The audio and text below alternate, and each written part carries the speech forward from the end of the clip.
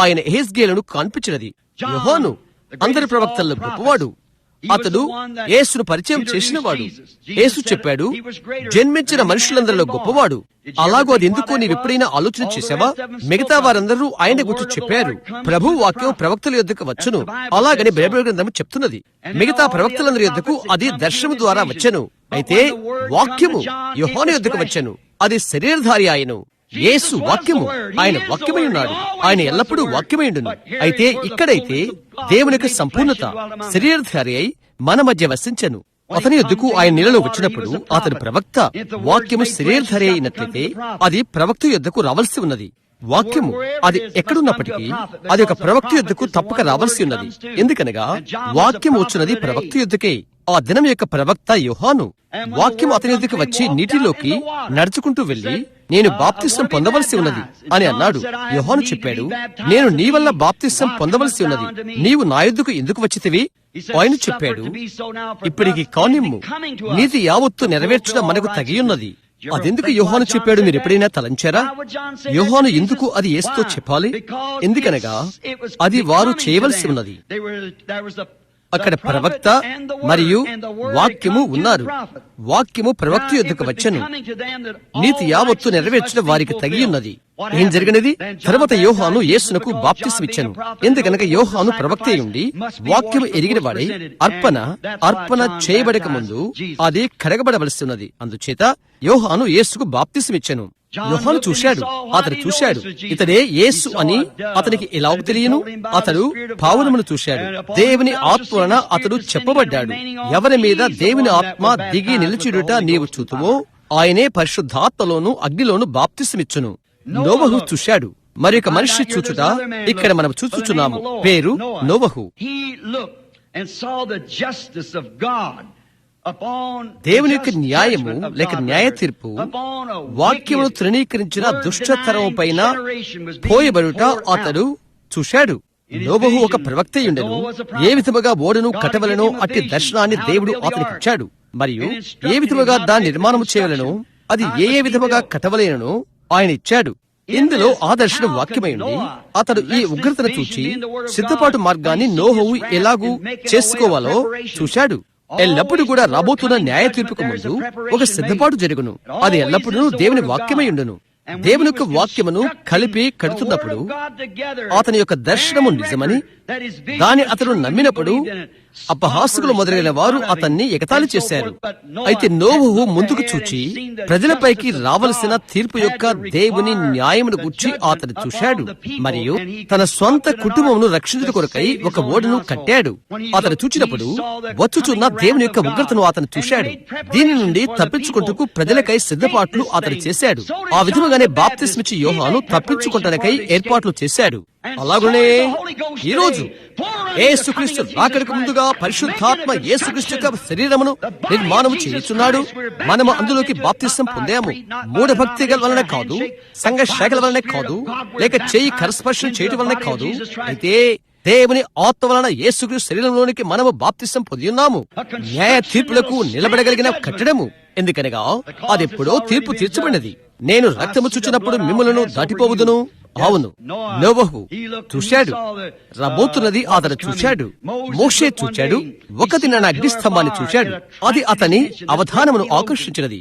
ఈ గొప్ప వేదాంతి తన యొక్క వేదాంత తద్భితతోనూ వాక్యమును గురించి తన యొక్క తల్లి ఉపదేశముతోనూ దాని అంతటితో పారిపోయాడు. ఇశ్రాయేలును అతడు ఎలాగూ విడిపించగలడు. అయితే తన మార్గము ద్వారా అతడు అపజయం పొందాడు. అతడు ఏమి చేయవలసి ఉన్నది?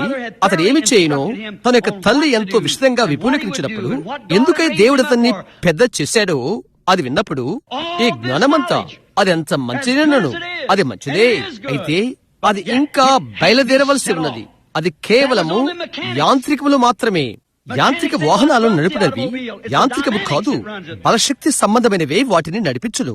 సంఘము నడుపునది యంత్రములు కాదు, గమనాత్మక శక్తులు నడుపునది ఈ వాక్యములోకి వెళ్ళు పరిశుద్ధాత్మయే. అంత మత వేదాంతాన్ని, గ్రీకు అనువాదాన్ని ఉపదేశించినది సెమినరీ కాదు. అయితే పరిశుద్ధాత్మక బలశక్తి అందులో ఉన్నది. దాన్ని అగ్ని ముట్టించి అది జరుగునట్లు చేసి ఈ కాలానికి ఏదైతే వాగ్దానము చేయబడేదో ఖచ్చితంగా దాన్నే అది జీవింప చేస్తుంది. యాంత్రికములు కాదు, గమనాత్మక శక్తులను చేయును. అది యాంత్రికములు చేయును, గమనాత్మక శక్తులను చేయును. వాక్యం మరియు ఆత్మ జీవమునిచ్చు ఆ ఒకటి. అవే కాలము కొరకై దేవుడు ఏది వాగ్దానం చేశాడో అది నెరవేర్పు కొరకు ఎదురు చూడు. నీవు ఆయన కొరకై ఎదురు చూడు. ఎందుకనగా ఆయన వాక్యమై ఉన్నాడు. వాక్యం వైపునకు నీవు చూడగలిగినది ఒకే మార్గము ఆయన వైపు చూచుట. ఆయన వైపు చూడు. ఆయన వాక్యమై ఉన్నాడు. ఈ దినమునకు వాగ్దానం చేయబడిన వాక్యము ఈ దినమున నెరవేరవలసి ఉన్నది. నోహు యొక్క కాలము ఈ దినానికి నెరవేరదు. మోషే కాలము మొదలైనవి అవి కేవలము పోలిక మాత్రమే. అయితే ఇప్పుడు మనము ఆనందించుచున్న దేవుడు వాగ్దానం చేసిన ఈ విషయాలు, మనము ఇప్పుడు చూచుచున్న లోకము నవ్వుచున్న ఈ విషయాలు ఈ యొక్క దినానివి. పాప యొక్క హృదయాన్ని మార్చగలిగిన అది ఎక్కడి నుండి వచ్చునో అది అతడు ఎక్కడి నుంచి వచ్చాడో ఆ సంఘమును మండించుటకు అతనికి ఒక సాక్ష్యం ఇచ్చిన పరిశుద్ధాత్మ శక్తి యొక్క ఘనమైన ప్రాముఖ్యత ఈ దినానివి. అది వాక్యములోనున్న గమనాత్మక శక్తి. నేను తరచుగా చెప్తున్నట్లుగా 2 తరగతుల వారిని నేను గమనిస్తున్నాను. అందులో ఒకరు మూలాధారమైన సిద్ధాంతము కలవారు. క్రీస్తులో అతడు ఎక్కడి ఉన్నాడో వాక్యాన్ని బట్టి, స్థానాన్ని బట్టి అతడు ఎరిగినవాడు. అయితే అతడు ఏమి చేయుచున్నాడో దాని మీద ఎటువంటి విశ్వాసం ఉండదు. అతడు పరిశుద్ధాత్మ పొందలేదు. ఆ తర్వాత పెంతెకొస్తలు వారిలో అనేకులు పరిశుద్ధాత్మను పొందుకుంటారు. అయితే వారెవరో వారికి తెలియదు. ఈ విధంగా ఉంటున్నది. ఒక మనుష్యుడు కోటీలు అనగా బ్యాంకులో డబ్బు ఉంచుకుని చెక్కు వ్రాయను చేతగానివాడు. మరి ఒకడు చెక్కు వ్రాయగలడు, కానీ బ్యాంకులో డబ్బు లేదు. వారిద్దరిని నీవు ఏకం చేయగలిగితే, పెంతెకొస్తు ఎవరైనది నీవు గ్రహింపు చేయగలిగితే, నేనైనా దేవుని వాక్యము అను నిజమైన దాని యొద్దకు తిరిగి వచ్చి ఆ పరిశుద్ధాత్మ బాప్తిస్మం వలన తిరిగి వచ్చితే ఒక క్రొత్త పెంతెకొస్తు ఉద్యమం ద్వారా తిరిగి అది లోకమును మండించును. సహోదరి సహోదరుడా, అది నిజం సుమా. బుద్ధిగంత నివాసులారా, నా వైపు చూడుడి. నేనే దేవుడును, నేను తప్ప మరొకరు లేరు. మనము కమ్యూనిజమును వివేచింపగలము, ప్రతి దాన్ని మనము వివేచింపగలము. అయితే దేవుని ద్వారా ఈ దినమునకు పంచిపెట్టిన వాక్య భాగమును వివేచింపగలుగుచున్నామా అని ఆశ్చర్యపడుచున్నాను. ఇక్కడే ఈ దినాన భూమి మీద ఉండునని దేవుడు చెప్పిన గురుతు మనము చూడగలుగుచున్నామా అని ఆశ్చర్యపడుచున్నాను. మనం అది చేస్తామా అని ఆశ్చర్యపడుతున్నాను. అవును, తిరిగి మోషే యొద్దకు అందును గురించిన అన్ని యాంత్రికములు అతనికి ఉన్నవి. అయితే అగ్ని పొదలో మానవ స్వరముతో ఒక మనుష్యుడు మాట్లాడుట అతడు విన్నాడు. ఒక మండుచున్న అగ్నిస్తంభము పొద వెనుక ఉన్నవాడను అనువాడను అనున్నది మానవ స్వరంలో నుండి చెప్పబడెను. నేను నా ప్రజల మూలుగులను విన్నాను, నా మాట నేను జ్ఞాపకం చేసుకుంటున్నాను. వాని విడిపించుటకు నేను దిగివచ్చున్నాను. అది చేయుటకు నేను నిన్ను పంపుచున్నాను. అది అతడు పొందిన వెంటనే అతడెంత మార్పు చెందినవాడాయను. అతనికి యాంత్రికాలున్నవి, అయితే అందులో అతనికి గమనాత్మక శక్తులు కావలెను. నిశ్చయంగా నేను నీతో ఉందును. మోషే వెళ్ళుటకు అది చాలు. అతడు చూశాడు. అతడు మండుచున్న పొదలో చూశాడు. అడు తర్వాత యాత్రలో ఇశ్రాయేలు వచ్చుచుంట మనం చూస్తున్నాము. వారు ఇంకా చూశారు. వారు ఇత్తడి సర్పమును చూశారు. ఈ ఇత్తడి సర్పములో వారి యొక్క వ్యాధి నిమిత్తము అది ఉంచబడినది. వారు పాపం చేశారు. వారు ఒక ఇత్తడి సర్పమును చూశారు. ఈ యొక్క ఇత్తడి సర్పములో యేసు క్రీస్తు పైన దేవుడు పెట్టినయున్న తీర్పును ఒక పోలికగా వారు చూశారు. నేరస్తులము, నిరుపయోగులమైన మనందరి కొరకై యేసు క్రీస్తుపై దేవుడు పెట్టిన న్యాయ తీర్పును పోలికగా వారు చూశారు. అది వారు చూచినది. అక్కడి సముద్రములో ఒకసారి శిష్యులు ఇబ్బందులో ఆయన చూశారు. వారు ఏమి చూశారు? వారి సహాయమును వారు చూశారు. ఆయన ద్వారా వచ్చు సహాయమును వారు చూశారు. మార్త ఒక దినాన కుటుంబంలో మరణము కలిగినప్పుడు ఆమెకు సొంత సహోదరుడు, ఆమెకున్న ఒక్కగాని ఒక్క సహోదరుడు చనిపోయాడు. మరణ సమయాల్లో ఆయన వైపు ఆమె చూచినది. ఆమె పునరుద్ధానమును, జీవమును చూచినది. అది ఆమె ఆయనలో చూచినది. ఆమెను ఆయన లెక్క చేయకున్నట్లుగా అగుపించినది. ఆమె సహోదరుడు చనిపోయినప్పుడు ఆయన వెళ్లిపోయాడు. మొదలుగా ఏమి జరిగిందో తెలుసా? అకస్మాత్తుగా ఆయన అగుపించాడు. అబ్బాయి చనిపోయి పాతి పెట్టబడి 4 రోజులైన తర్వాత, అతడెప్పుడో మురిగిపోయిన తర్వాత ఆయన అగుపించాడు.